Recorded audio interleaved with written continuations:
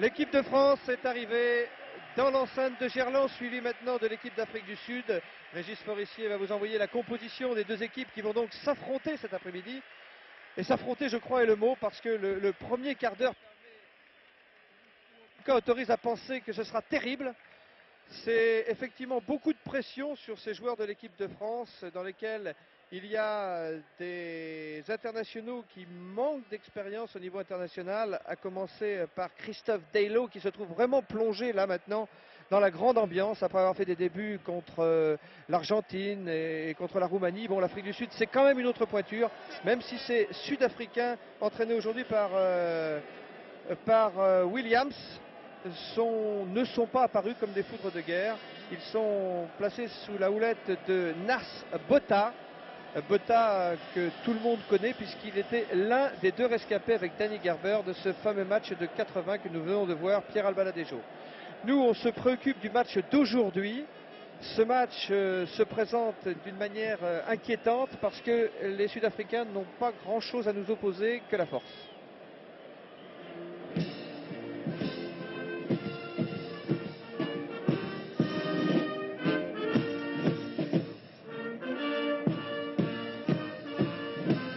Oui, oui.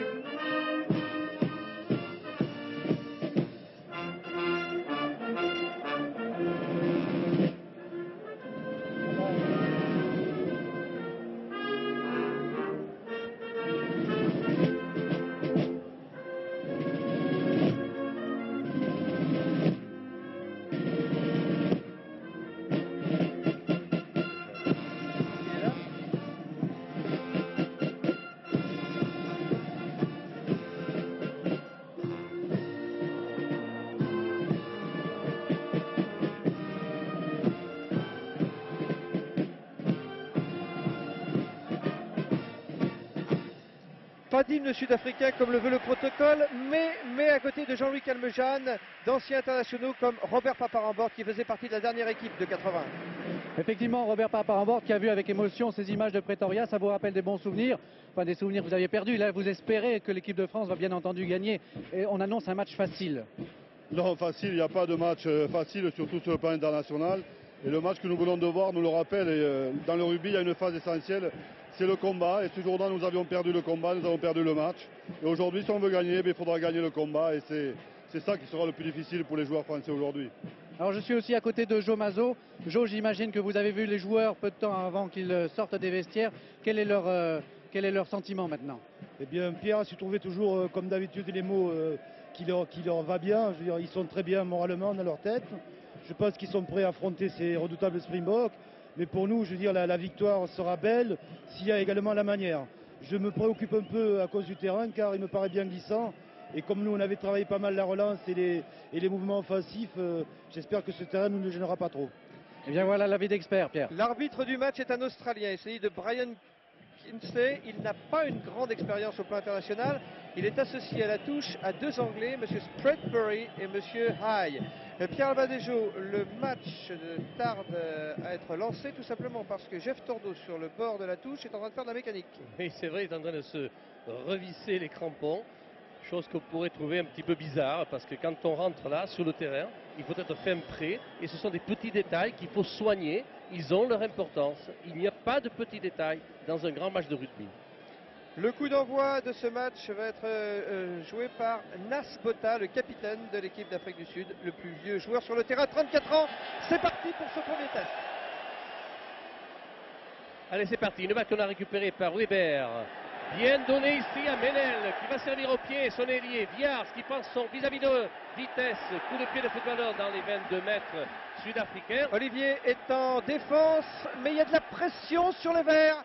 Et un sauvetage du troisième ligne centre de l'équipe d'Afrique du Sud. La révélation de cette tournée sud-africaine, oui, en l'occurrence Strauss.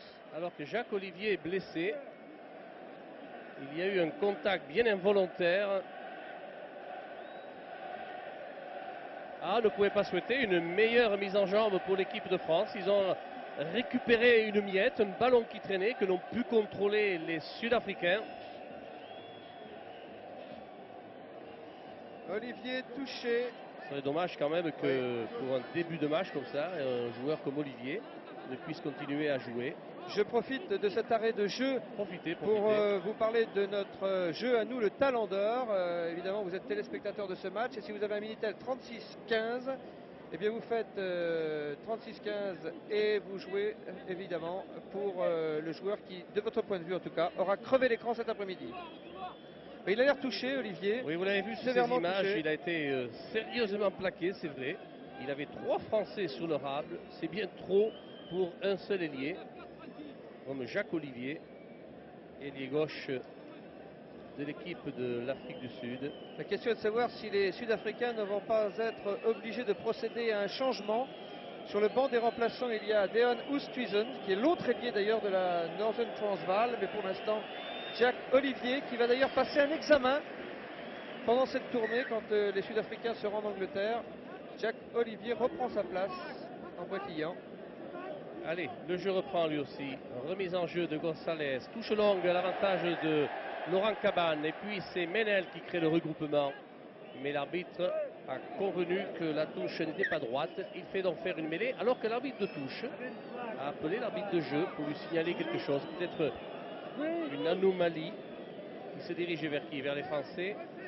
Non, il laisse jouer. Oui, c'était Colin Hyde, le juge de touche anglais, qui avait appelé M. Kinsey. Wright, demi de mêlée, il se saisit de la balle s'il le peut. On va faire refaire la mêlée, vous avez vu, elle a tourné, elle n'est pas restée parallèle aux lignes de touche, donc on la fait refaire. Et c'est toujours ce même Wright qui est le demi de mêlée de service et qui va introduire la balle. Il y a pratiquement 6 piliers en première ligne là aujourd'hui.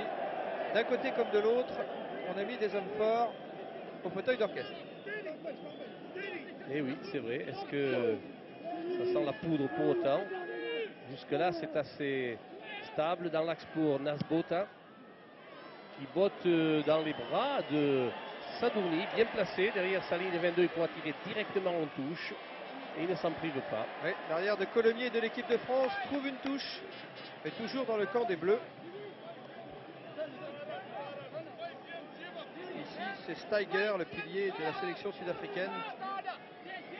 Et le lancer va être effectué par Willem Hills pour les Sud-Africains.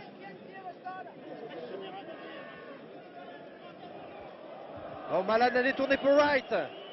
Oui, mais il y a eu une faute. Regardez, il y a un coup franc à l'avantage des Français. Tout ça parce que Malan s'est saisi de la balle avec le bras extérieur. Et on peut suspecter qu'il s'est aidé avec le bras intérieur pour s'appuyer. Oh, c'est bien fait, dommage. Oui, le ballon allait jusqu'à l'aile, mais il n'est pas parvenu dans les mains de Philippe Saint-André. C'est par conséquent une touche signalée par M. Spreadbury, là-bas le juge de touche anglais, celui qui avait expulsé Benazi à Sydney. Une attaque qui n'avait pas beaucoup de conviction, Pierre, du côté français. On n'a pas mordu beaucoup dans les ballons. C'est bizarre, alors qu'il y avait un décalage qui était fait. Wright sous la pression, Botta. Up and under. Ça monte et ça descend. Jean-Luc Sadourny est à la réception pour le 15 de France sur les 22 Français. Cette phase de jeu avec Aubin Weber qui récupère le ballon, qui dégage en touche. Ah, c'est le début de match.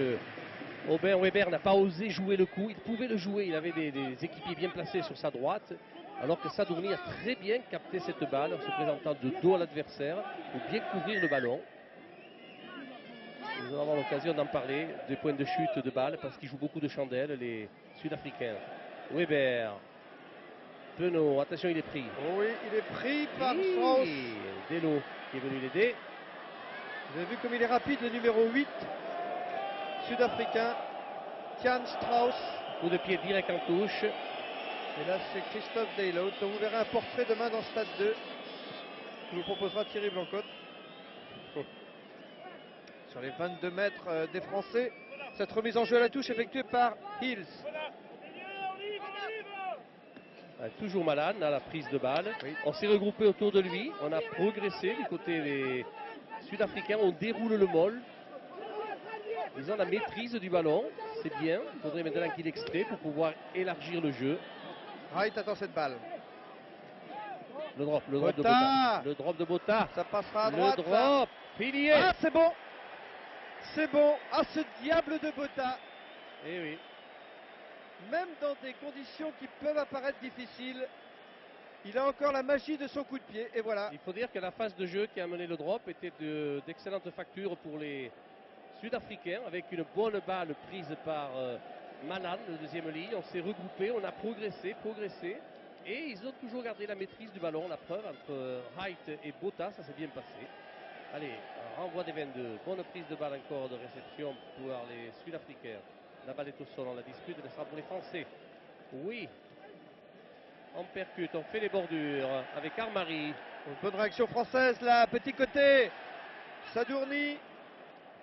Tordo maintenant, balle au sol. La balle est toujours à l'avantage de Weber. Dans l'axe pour le pied gauche de Penaud. La réponse de Penaud, mais elle est ratée. À l'arrivée, Rhys Edwards, l'arrière sud-africain à la réception, qui fait, Il a fait un la arrêt de volée. oui. Bizarre, drôle d'attitude. Oui. Puissant Rhys Edwards. Il avait largement le temps de réceptionner la balle et de la jouer en touche directement. Mais confortablement, il a fait un arrêt de volée. Et la touche est trouvée toujours dans le camp des Sud-Africains, qui mènent donc 3-0 ici au stade Gerland de Lyon, après 7 minutes de jeu au cours de ce premier test match. Touche réduite par les Français. Olivier Roumat et Laurent Cabane en fond de touche. Face à eux, Geldenhuys et Malan. Oh, Weber a fait un en avant. Oui, c'est vrai.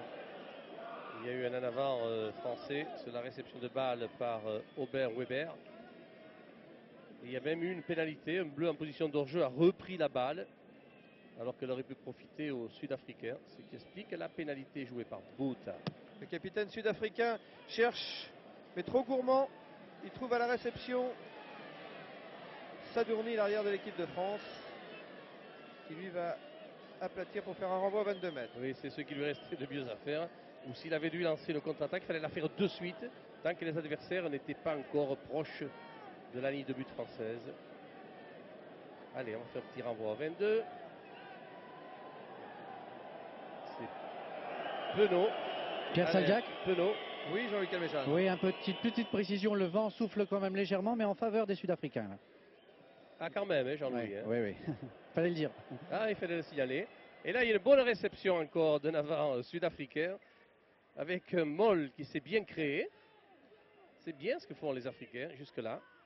Ils font même un déroulé extérieur, balle mise au sol, sortie pour Height, Botha qui va jouer au pied.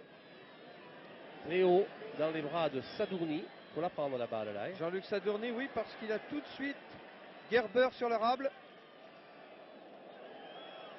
Weber dans ses 22 mètres. Il va falloir faire à la police, monsieur Salviac, autour de ces regroupements. T'as raison, là. Si l'arbitre ne la fait pas. D'autres vont s'en charger, voulez-vous dire? Se pourrait. Tiens, là, aucun problème, là. Oui, prise de balle Geldenhuys. Malan. Oui, alors que le grand Roumain lui a anticipé. 2 mètres 04 Malan quand même. Hein. Oui, l'autre il fait que 2 mètres, oui. C'est petit. Et c'est fait nain à côté. Allez, maîtrise du jeu, toujours par les Sud-Africains. La balle est en contrée par les Français. On va faire une mêlée classique, introduction par Wright. Et nous sommes toujours dans nos 25-30 mètres. Avantage de l'introduction pour l'Afrique du Sud. Bien. On commence à chahuter un peu la mêlée. Oui, M. Kinsey, l'arbitre australien de ce test match, est en train de sermonner les deux lignes d'avant. Cartwright attend la balle. Strauss la libère à l'intérieur pour Bartman qui charge. Ah, mais qui est renvoyé à ses études. Mais la balle est quand même restée dans le camp des Sud-Africains. Encore Botha. Non, il a été évité. C'est Muller qui joue un long coup de pied dans l'embut français. La réception par Sadourny. Viard. Et Viars, effectivement, voilà. Et tu voilà. l'as dit, t'as raison. Viars qui trouve une touche au-delà de ses 22 mètres. Alors qu'ici, c'est Muller, dont le frère également a été Springboks, au centre de la ligne de 3/4 en 1984. C'est une famille de Springboks. Nous n'avons pas beaucoup de balles dans l'alignement, pour le moment du moins. Allez, la remise est faite par Hills, talonneur d'occasion. Troisième ligne de formation, pilier de métier. est à l'honneur de circonstance. Elle n'est pas droite, la remise en jeu. C'est la raison pour laquelle l'arbitre va faire une mêlée à 15 mètres de la ligne de touche, avec une introduction bien évidemment pour le demi de mêlée français, Aubin Weber. Il pousse les Sud-Africains, mais nous ne bougeons pas d'un pouce. Attention, il a lâché la balle, Weber. Il a fait un en avant. Ça, c'est dommage. Oui. Introduction right sur cette mêlée ordonnée par conséquent.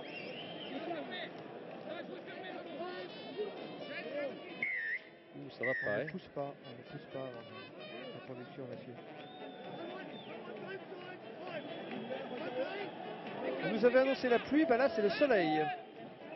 Eh bien, nous nous en réjouissons. Allez, mêlée effondrée, c'est nous qui sommes sanctionnés. Ils considèrent que nous avons effondré sciemment la mêlée. C'est la pénalité. Oui, mais c'est un cadeau à Nasbota. 38 mètres des poteaux français. Une bonne occasion pour Nasbota. Quand je mets mes lunettes, bah là. Et alors, L'équipe d'Afrique du Sud qui mène déjà 3-0 après 12 minutes de jeu. Drop de Bota. et conciliabule des avants français. N'ose pas regarder Bota, il lui tourne le dos. Le meilleur réalisateur du rugby sud-africain. À 34 ans aujourd'hui, c'est encore son point fort. Le coup de pied placé. Et poteau. Poteau. Le 15 de France sauvé par le poteau sur cette tentative de pénalité de Nasbota. Afrique du Sud 3, France 0. Mais les Sud-Africains sont en train de prendre confiance, Bala. Oh oui, parce qu'ils gagnent des bons ballons et puis ils les jouent bien. Ils occupent le terrain français. Ils ne s'affolent pas. Rhys Edwards. Ils nous font passer 10 mauvaises minutes là. Long coup de pied dans l'embut français encore. Ils annoncent la couleur, les Sud-Africains. Ils veulent profiter du vent pour rester le plus possible près des poteaux français et attendre là que les occasions se présentent. Elle s'est présentée une fois. Nasbota ne l'a pas loupé. 3-0 pour les Sud-Africains. Alain Penaud pour le renvoi à 22 mètres. Il est bien joué haut pour que dessous on puisse la récupérer. C'est fait. Oui, mais par C'est fait par les l'adversaire. Springboks. Ah, le bon côté fermé. Récupération du ballon par Laurent Cabane. Une relance peut-être du côté français. Delo a pu passer. Ménel, Cabane, Weber contré. Ballon récupéré par les Sud-Africains. Il y a eu un en avant. Oui, sur le contre africain, il y a eu un en avant. Donc il y aura une mêlée avec introduction pour les Français.